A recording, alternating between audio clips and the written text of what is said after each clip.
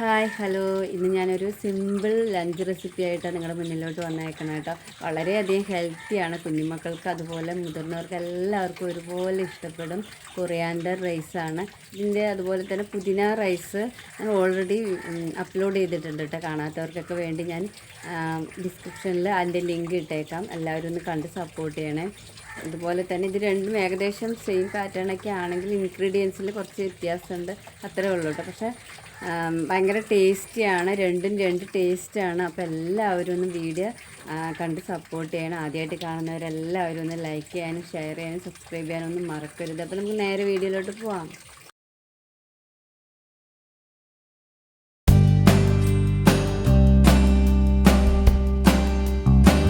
അതിന് വേണ്ടി 2 ഗ്രാമ്പ്, 2 ഏലക്ക, ചെറിയ കഷ്ണം പട്ട, അതുപോലെ ഒരു ബേ ലീഫ് കുക്കറിൽ ഇട്ട് കൊടുക്കാം. പിന്നെ അതുപോലെ തന്നെ 2 ഗ്ലാസ് വെള്ളം. ഈ ഒരു ഗ്ലാസ് അളവിലാണ് ഞാൻ അരി എടുത്തേക്കണം. 1 ഗ്ലാസ് അരിക്ക് 2 ഗ്ലാസ് വെള്ളം കേട്ടോ. 1 ടീസ്പൂണോളം ഉപ്പ് ഇട്ടിട്ട്, കല്ലുപ്പ് ഇട്ടേക്കണം. നന്നായിട്ടൊന്ന് തിളയ്ക്കണം. ഈ സമയത്ത് ഞാൻ 1 ഗ്ലാസ് അരി സോക്ക് ചെയ്യാൻ വെച്ചിട്ടുണ്ട്. നന്നായി കഴുകിയിട്ട് വെള്ളം നന്നായി തിളയ്ക്കുമ്പോൾ ഈ അരി നമുക്ക് ഇട്ട് കൊടുക്കാം.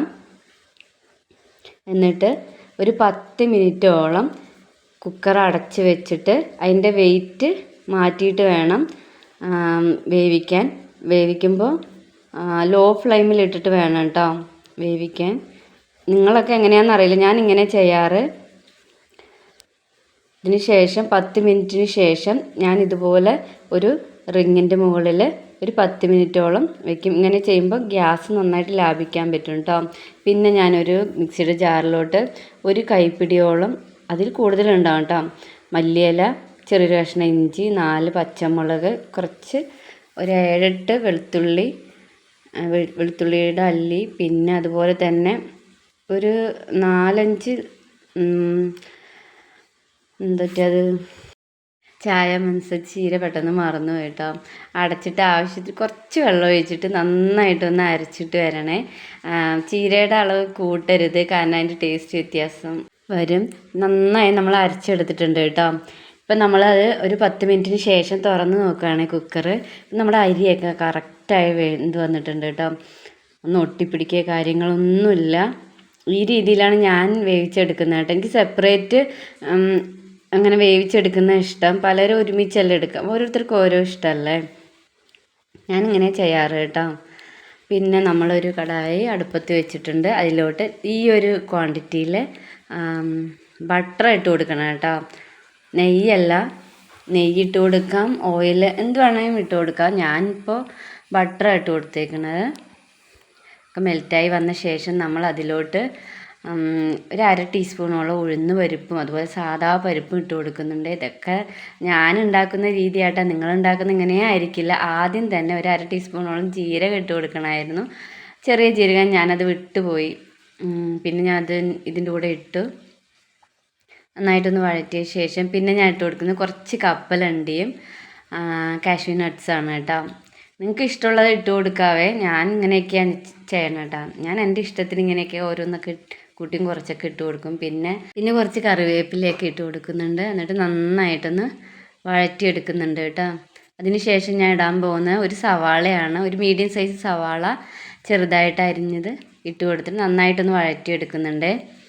വേഗം വഴണ്ടി വരാനായിട്ട് കുറച്ച് ഉപ്പും കൂടി ഇട്ട് കൊടുക്കുന്നുണ്ട് കേട്ടോ. എന്നിട്ട് നന്നായിട്ട് ഒന്ന് വഴറ്റിയെടുക്കണം. പിന്നെ നമ്മൾ പച്ചക്കറികൾ ആഡ് ചെയ്യണം. ഞാനിവിടെ എടുത്തേക്കുന്നത് ക്യാപ്സിക്കവും ബീൻസും ആണ്. ഇഡലിയും സാമ്പാറും ആയതുകൊണ്ട് പച്ചക്കറികളൊക്കെ സാമ്പാർ ഉണ്ടാക്കാൻ എടുത്തിട്ട് ബാലൻസ് ഉണ്ടായ പച്ചക്കറികളാട്ടോ ഞാൻ ഇതിനകത്ത് ഇടുന്നത്. അപ്പോൾ നിങ്ങൾക്ക് ഇഷ്ടമുള്ള എല്ലാ പച്ചക്കറികളും ആഡ് ചെയ്യാം കേട്ടോ. ഞാനിവിടെ ഇത് മാത്രമേ ഉണ്ടായിരുന്നുള്ളൂ, ബാലൻസൊക്കെ സാമ്പാർ വെച്ചു, അതുകൊണ്ടാട്ടോ. പെട്ടെന്ന് ഉണ്ടാക്കിയതാണ് ഈ ഒരു റെസിപ്പി, അതുകൊണ്ട് നമുക്ക് ഉള്ളത് വെച്ച് അഡ്ജസ്റ്റ് ചെയ്തതാണ് കേട്ടോ. നന്നായിട്ടൊന്ന് വഴറ്റി കൊടുക്കണം. അതിന് ശേഷം ഒരു 1/4 ടീസ്പൂണോളം മഞ്ഞൾപ്പൊടി ഇട്ട് കൊടുക്കുന്നു. മഞ്ഞൾപ്പൊടി ഇട്ട് കൊടുക്കുമ്പോൾ നല്ല കളറ് വരും കേട്ടോ.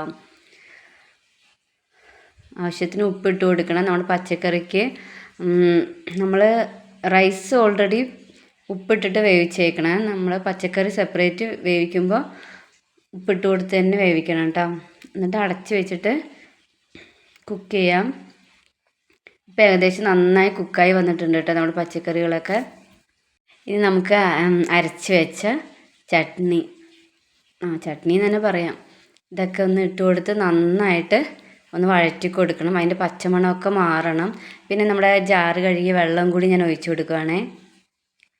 നന്നായിട്ടൊന്ന് വഴറ്റി കൊടുത്ത് അതിൻ്റെ പച്ചമണം മാറുന്നോടം വരെ ഒന്ന് കുക്ക് ചെയ്തെടുക്കണം കേട്ടോ. കുറച്ച് നേരം കുക്ക് ചെയ്തെടുക്കണം കേട്ടോ, കാരണം നല്ല പച്ചമണം ഉണ്ടാവും. ഇതൊന്ന് അടച്ച് വെച്ച് വേവിക്കുകയാണേ. ഇടയ്ക്കിടയ്ക്ക് ഒന്ന് തുറന്നു കൊടുത്ത് ഇളക്കി കൊടുക്കണം കേട്ടോ.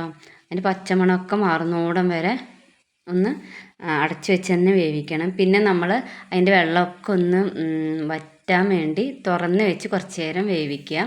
ഒരു 2-3 മിനിറ്റ് ആകുമ്പോഴത്തേനും റെഡി ആവും കേട്ടോ.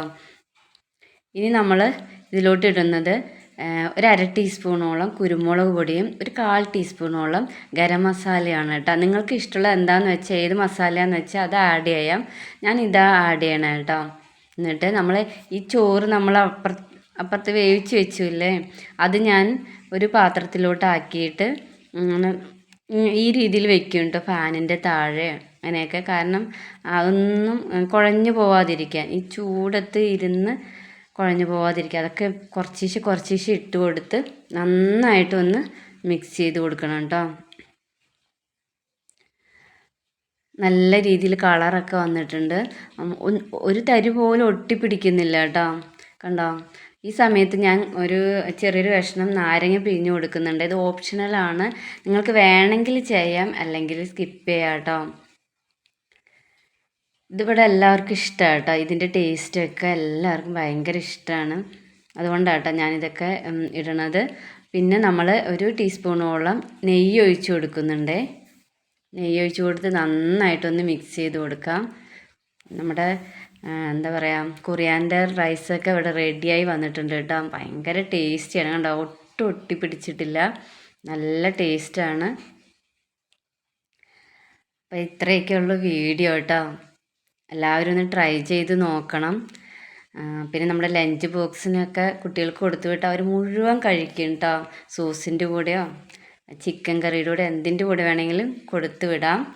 അപ്പോൾ ഫ്രണ്ട്സ്, വീഡിയോ ഒക്കെ എല്ലാവർക്കും ഇഷ്ടപ്പെട്ടു എന്ന് വിചാരിക്കുന്നു. ആദ്യമായിട്ട് കാണുന്നവരെല്ലാവരും ഒന്ന് സബ്സ്ക്രൈബ് ചെയ്ത് സപ്പോർട്ട് ചെയ്യണേ.